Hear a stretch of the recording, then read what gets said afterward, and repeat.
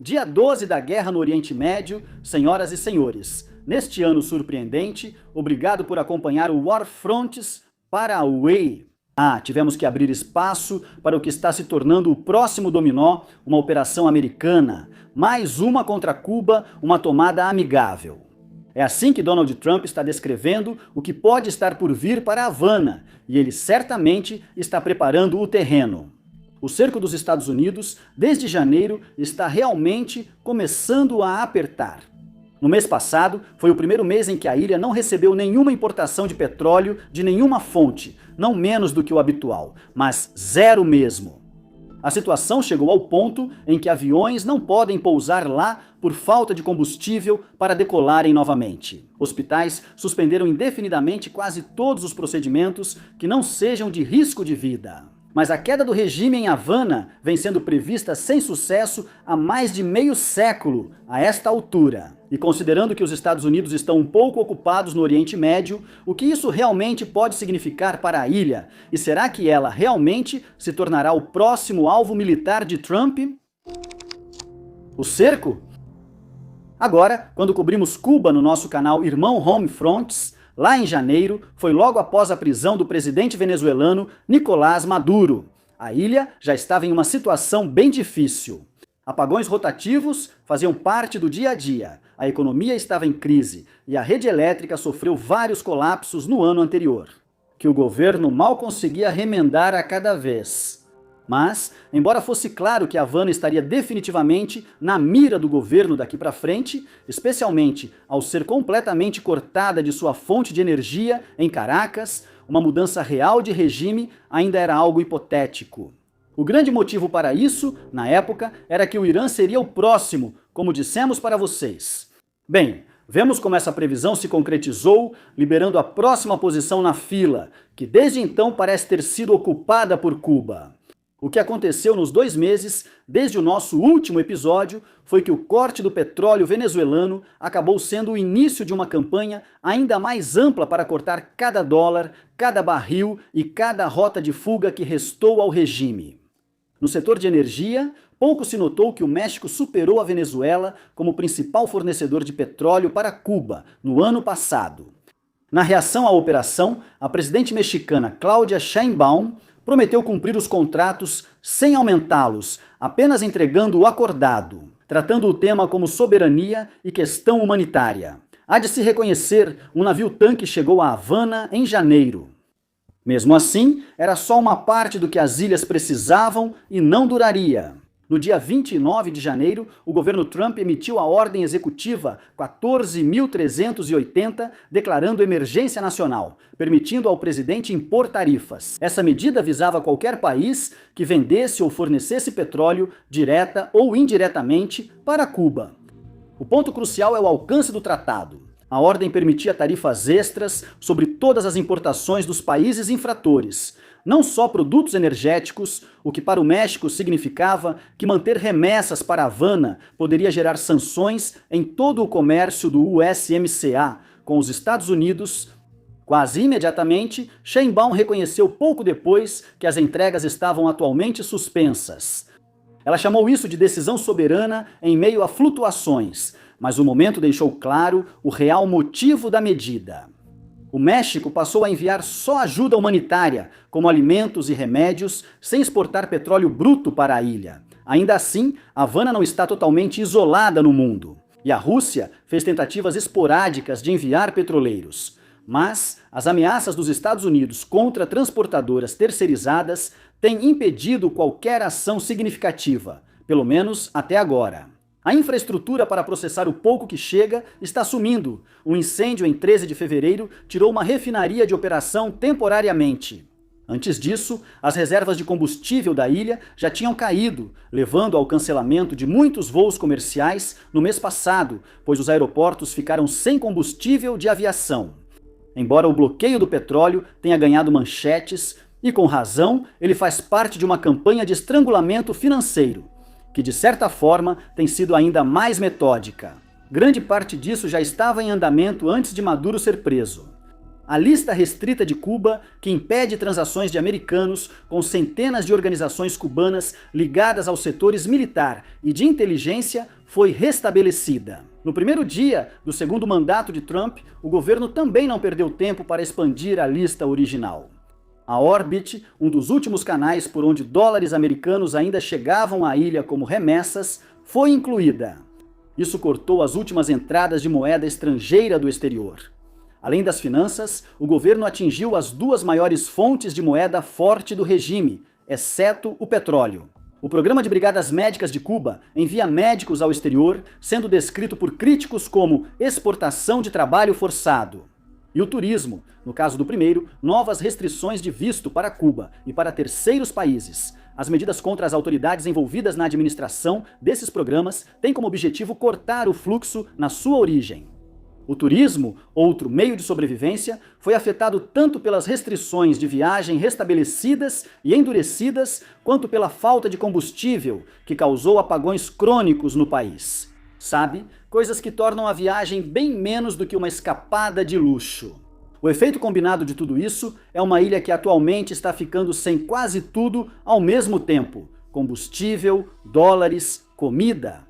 Tudo isso levanta a pergunta óbvia: qual é exatamente o objetivo de Washington aqui? Antes de falarmos das negociações de bastidores e objetivos administrativos, uma nota rápida sobre a Front Stock Co., nosso lado de assinantes. Para quem deseja se aprofundar nessas histórias, toda semana publicamos 2 vídeos e 2 artigos exclusivos de especialistas que não vão para o canal principal. Pense nisso como uma forma de se aprofundar nas histórias que mais te interessam. Agora você não vai se surpreender ao ouvir isso. Estamos publicando diversos conteúdos extras sobre o Irã, incluindo vídeos sobre a vida atual no país e artigos de especialistas sobre como os estados do Golfo podem enfrentar drones iranianos. Também exploramos histórias globais, incluindo análises detalhadas da operação na Venezuela. Questões antigas, como se a América Latina conseguirá vencer a guerra contra as drogas. Basicamente, se você quiser mais desse tipo de análise, são $5 por mês ou $50 por ano, e vale a pena conferir se esse é o tipo de conteúdo que você acompanha de perto. E agora, vamos ver o que o governo preparou para Cuba. A estratégia, a rapidez com que a retórica do governo aumentou em relação a Cuba, diz tudo o que você precisa saber sobre para onde Washington acha que isso está indo e a confiança que tem em chegar lá. Em 3 de janeiro, durante a operação contra Maduro, enquanto a situação ainda se acalmava, analistas tentavam entender se seria parte de uma campanha regional mais ampla. Trump falou de forma quase casual sobre possíveis relações futuras com Havana, dizendo: "Acho que Cuba será um tema que discutiremos, pois é uma nação fracassada atualmente." Um dia depois, ele descartou a ação militar, afirmando que não seria necessário, pois, abre aspas, parece que está caindo por conta própria. Fecha aspas. 2 meses depois, porém, o tom mudou. Em março, o presidente usou pela primeira vez o termo aquisição amigável. O que chama a atenção é o quão pouco da estratégia por trás dessa retórica realmente envolve os militares. Agora, isso quase certamente é influenciado pelo fato de que Washington está atualmente envolvida na maior operação militar desde a Guerra do Iraque em 2003. Mas isso só explica parcialmente. Mesmo antes da maior presença dos Estados Unidos no Oriente Médio, já era claro que tinham Teherã como alvo militar, o que não ocorre aqui. O deputado Carlos Giménez, um dos membros cubano-americanos mais linha dura do Congresso, intitulou um artigo de opinião: "Cuba está se aproximando do seu momento Muro de Berlim." Agora, para os membros mais jovens da nossa audiência, parte do que tornou a queda do Muro de Berlim tão famosa foi que não envolveu uma ação militar, mas sim um movimento popular das pessoas depois que o sistema ao redor já estava apodrecido. Washington aposta que o regime cubano e sua legitimidade estão se deteriorando mais rápido do que conseguem controlar. E essa paciência basicamente não custa nada, enquanto uma invasão custaria muito caro. E com base nos números, é difícil discordar deles. Fevereiro de 2026 foi o primeiro mês em mais de 10 anos em que Cuba não recebeu nenhuma importação de petróleo. A rede elétrica opera com metade da capacidade em seus melhores dias, e analistas alertam que a falta total de combustível pode ocorrer em semanas, afetando mais que só o setor de energia. No fim de fevereiro, o secretário de Estado Marco Rubio foi do discurso do Estado da União de Trump direto para uma cúpula da CARICOM, um bloco que há mais de 50 anos era um dos aliados mais confiáveis de Havana. No fim do dia, ele disse que quase todos os líderes presentes concordaram que o status quo de Cuba era inaceitável. A questão não é se a campanha de pressão funciona, pois está claro que sim ao tornar a vida na ilha miserável. Não, a verdadeira questão é se essa pressão pode realmente levar a uma mudança de governo. No início deste mês, tivemos algumas indicações de que o governo acredita que isso é possível, segundo autoridades com conhecimento direto das conversas. Negociações por canais alternativos para o que alguns estão chamando de perestroika cubana. Um plano em que os Estados Unidos relaxariam sanções sobre energia, portos e turismo e permitiriam investimento americano em troca de uma saída política negociada para o presidente Miguel Díaz-Canel. O interlocutor de Rubio é o neto de Raul Castro, de 41 anos, que se acredita supervisionar tudo isso. Gaesa, o conglomerado militar que é o coração da economia cubana, tem uma escala difícil de exagerar. Seus lucros brutos representam cerca de 37% do PIB de Cuba, suas exportações representam aproximadamente 1/3 do total da ilha, e sua receita total é mais de 3 vezes maior do que todo o orçamento do Estado cubano. Documentos vazados também teriam mostrado que o conglomerado detém até 18 bilhões de dólares em moeda forte, uma parcela considerável do PIB anual total da ilha debilitada. Mas, de forma crucial, o que faltava nesse plano era qualquer estrutura para uma transição democrática, incluindo eleições livres, partidos de oposição ou uma reformulação dos direitos humanos. E a comunidade exilada não ficou nem um pouco satisfeita. Para dizer o mínimo, José Daniel Ferreiro, destacado líder opositor cubano no exílio, alertou Rubio contra qualquer pacto ao estilo Venezuela Star que mantenha o poder do regime, afirmando que tal medida seria um erro que traria novas crises no futuro. Dito isso, Rubio é ele próprio filho de exilados cubanos e foi senador do estado para onde a grande maioria fugiu.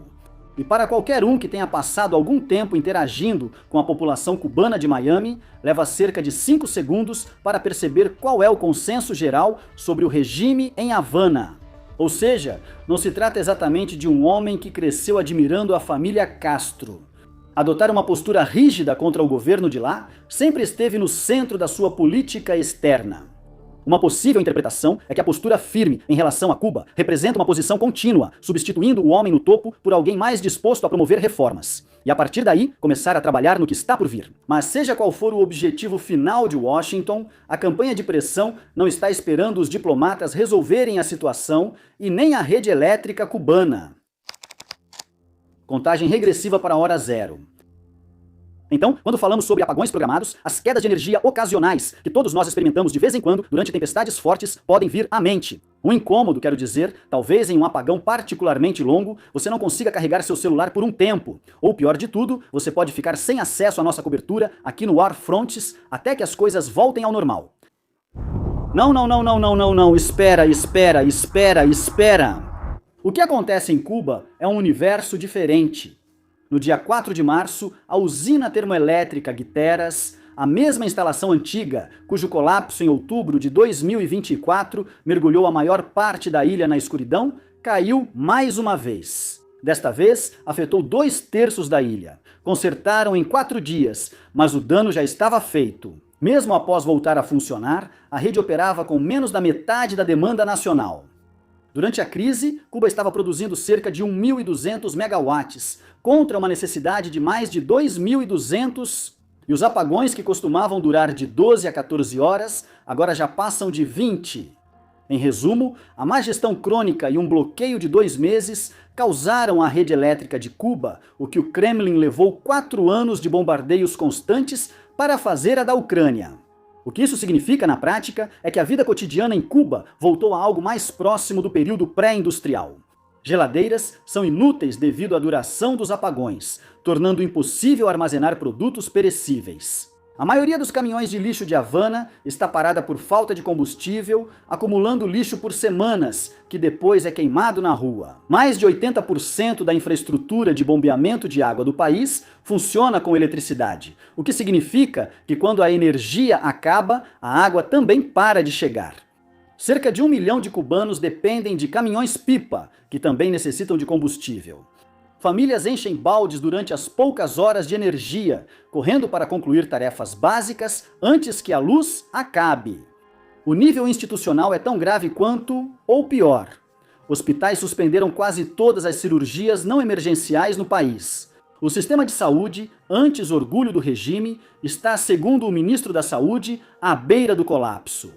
O Escritório Humanitário da ONU informou que cerca de 16 mil pacientes com câncer aguardam radioterapia e mais de 12 mil dependentes de quimioterapia não recebem tratamento. Ambulâncias em toda a ilha enfrentam falta de combustível para emergências e analistas chamam de hora zero o momento em que as reservas acabarem. E os relatos começam a apontar de meados até o final de março como o período para isso. E considerando que estamos gravando isso no dia 11 de março, isso realmente não está muito longe, não é? Washington aposta que essas condições levarão a 2 possíveis resultados. O regime negocia sua saída ou o povo cubano força isso. E à primeira vista, essa teoria faz algum sentido, mesmo que seja bastante sombria para as pessoas de lá e certamente levará à perda de vidas. Nos dias após o apagão de 4 de março, protestos irromperam em vários bairros de Havana e se espalharam pela ilha para cidades como Matanzas, com pessoas gritando por liberdade e abaixo o comunismo. E para os cubanos que prefeririam partir a lutar, essa opção também praticamente desapareceu. Permitir que críticos do governo saíssem do país foi, por anos, uma válvula de escape pouco secreta. Menos um dissidente político ou manifestante nas ruas com quem o regime teria que se preocupar. Desde 2021, a maneira mais fácil que os cubanos encontraram para fazer isso foi através da Nicarágua, cuja política de isenção de visto foi um aceno para aqueles que queriam ganhar uma entrada no continente de onde poderiam seguir para o norte. Em 8 de fevereiro, Manágua revogou silenciosamente os acordos, vistos como concessão a Washington após a captura de Maduro isolar ainda mais o regime de Ortega. Se nossas fontes estiverem certas, estão ansiosos para não virar tema do nosso possível próximo episódio sobre a Nicarágua? Isso deixa os cubanos comuns com basicamente 2 opções: aguentar ou ir às ruas, e o regime passou anos garantindo que eles saibam o preço da segunda opção. Os protestos em grande escala de 2021 ainda têm grande impacto e impediram a intensificação dos atuais. Mais de 1.000 pessoas foram presas naquela época, e muitas delas ainda estão cumprindo penas de 15 a 20 anos. Por pouco mais do que entoar slogans, inclusive crianças, observadores de Cuba às vezes mencionam a Coreia do Norte para explicar como um governo tão abalado ainda consegue se manter de pé. E embora não seja uma analogia perfeita, já que o regime cubano não é nem de longe tão insano ou tão brutal quanto o de Pyongyang, a comparação ainda pode trazer algum entendimento. Pyongyang já mostrou há décadas que um regime sobrevive a situações extremas se seu aparato de segurança for coeso, independentemente da opinião popular.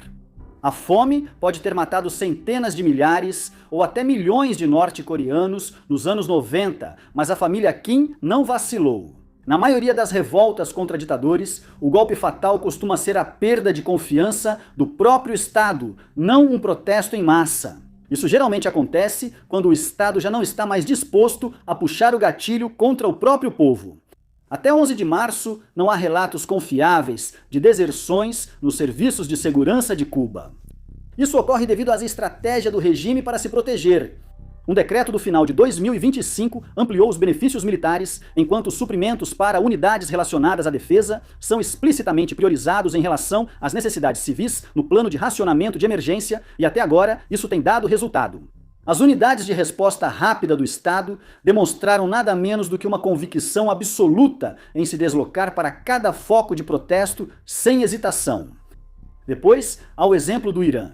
Mesmo sob ataques dos Estados Unidos e Israel, o regime em Teherã mostrou aos déspotas do mundo. Há 2 meses, provou-se ser possível reprimir grandes protestos rapidamente, desde que se tenha apoio militar e disposição para matar muitas pessoas. Para ser justo com Havana, ela nunca realizou uma repressão tão brutal quanto a do Irã. Mas a lição geral de reagir com dureza certamente não passou despercebida por eles. Ainda assim, as coisas podem estar mudando. O regime cubano sempre priorizou sustentar o aparato, mas agora as mesmas reservas financiam o corpo de oficiais. Quando chegar a hora zero, ninguém os reabastecerá. Todo regime que caiu sob pressão popular teve algo em comum. Quando quem tinha armas decidiu que não valia mais a pena morrer por quem dava as ordens. Isso pode variar conforme o caso, seja por interesse próprio, compromisso ideológico, religioso com o Estado ou outros motivos. Mas, no fim das contas, um Estado onde os homens armados estão dispostos a usar suas armas está em uma posição bastante forte.